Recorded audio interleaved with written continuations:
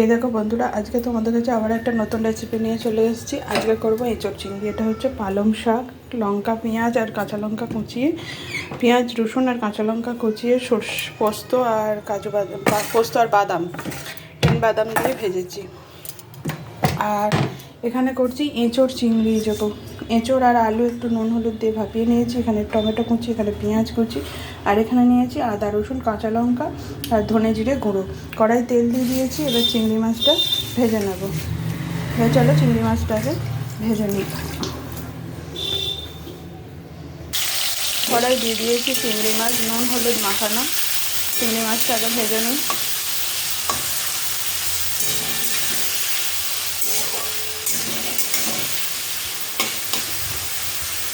চিংড়ি মাছটা একটু লাল করে ভেজে নিয়ে তারপরে আসছি। মশলাটাও পেস্ট করে নিই। চিংড়ি মাছটা ভাজা হোক, ততক্ষণ আমি মশলাটা পেস্ট। এবার চিংড়ি মাছটা ভেজে তুলে নিলাম। এবার কড়ার মধ্যে তেল আছে, হলুদ আর এই এঁচোড় আর আলু যে ভাপিয়ে রেখেছিলাম নুন হলুদ দিয়ে, এটা দিয়ে দিলাম। এটা একটু লাল করে ভেজে নেব, তারপরে মশলাগুলো দিয়ে কষবো। আগে এটা ভেজে নিই, তারপরে আসছি। এটা তো আমার আলু আর এঁচোড় লাল লাল করে ভাজা হয়ে গেছে। এবার এটা আমি তুলে নেব।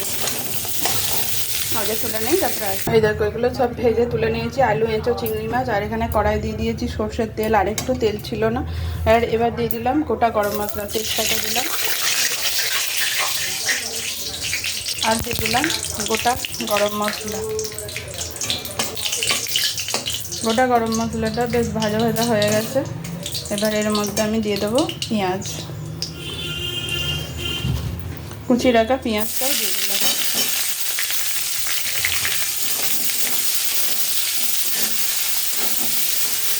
কুচি রাখা পেঁয়াজটা লাল লাল করে ভেজে নিই।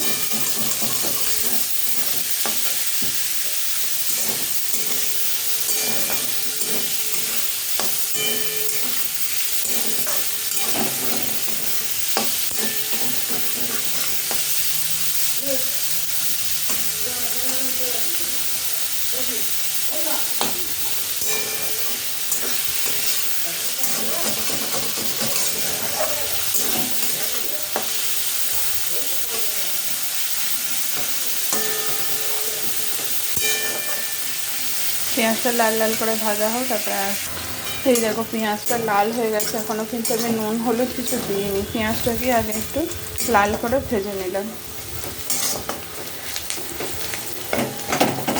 আর একটু লাল করে নেব, তারপরে এর মধ্যে দিয়ে দেবো টমেটোটা।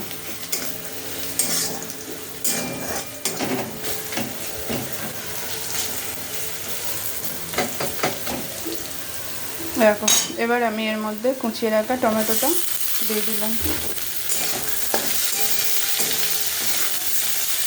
এবার কিছু গুঁড়ো মশলা দেবো। এবার এর মধ্যে দিয়ে দেবো পরিমাণ মতো নুন,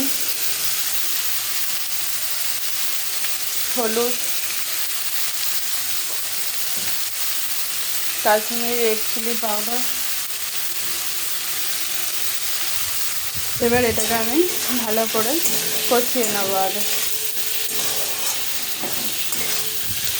এটা ভালো করে মজুক আর টমেটোমের কাঁচা গন্ধটাও চলে যাক, তারপরে আমি আসছি।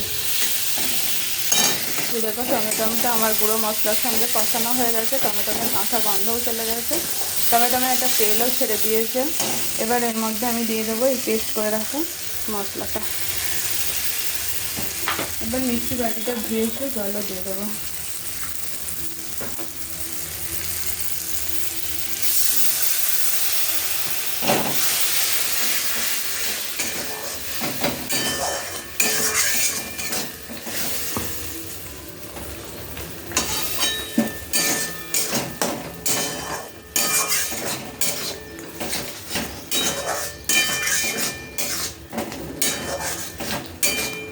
এই মশলাটা ভালো করে কষিয়ে তেল ছাড়িয়ে নিই, তারপরে আসছি। এই দেখো একবার কষিয়ে জলটাকে শুকনো করে নিয়েছি, নিয়ে আবার আমি জল দিয়েছি কষানোর জন্য। এবার এই জলটাকে কষিয়ে একদম তেল ছাড়া করে নেবো, জলটা শুকিয়ে যাবে, তারপরে আমি এঁচোড়টা দেবো। তাই চলো দেখতে থাকো, আমি মশলাটাকে কষাই। পুরো ভিডিওটা দেখো, তোমাদের কেমন লাগবে আমার এই রেসিপিটা কমেন্টে জানিও। তোমরা তো কমেন্ট করেছো না, কমেন্ট না করলে আমি বুঝবো কী করে তোমরা আমার রেসিপিটা দেখে কেমন লাগে তোমাদের।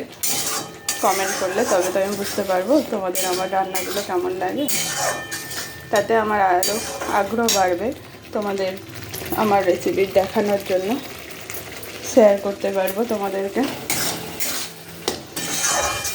তোমরা একটু কমেন্টে জানিও।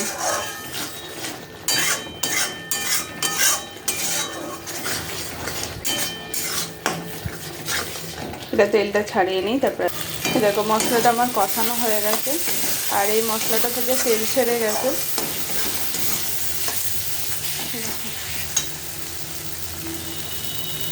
সাইড থেকে দেখো তেল ছেড়ে গেছে, আর মশলাটার মধ্যে কোনো জল নেই।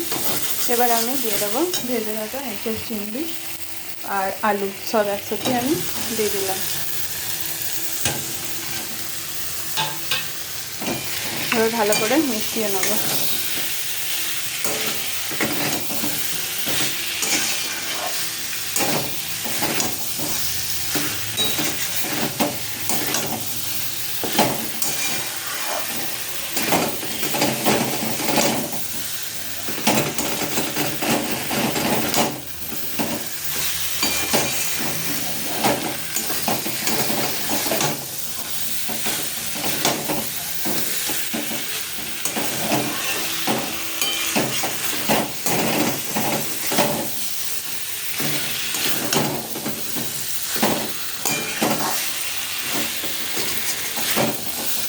ভালো করে আমি এঁচোড় চিংড়ি আলুর সঙ্গে মশলার সঙ্গে মাখিয়ে নিয়েছি।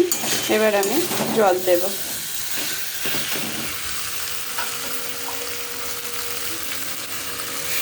কালারটা তো খুব সুন্দর এসছে। জলটা দেবো সেদ্ধ হওয়ার মতো, যতটা জল লাগবে, কারণ বেশি ঝোল করব না।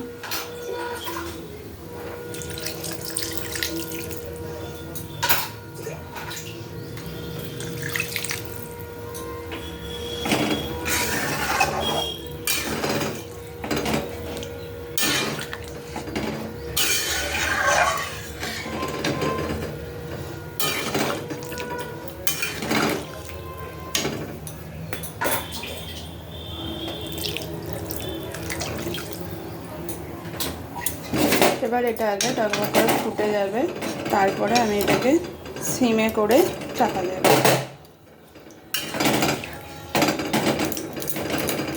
তা চলো দেখতে থাকো, আগে সেদ্ধ হয়ে যাক তারপরে আসছি। এই দেখো আমার এঁচোড় আলু সেদ্ধ হয়ে গেছে, আর নুন টান সব ঠিক আছে, টেস্ট করে নিয়েছি। এবার আমি ওপর থেকে দিয়ে দিলাম একটু গরম মশলা, আর দিয়ে দেবো ঘি।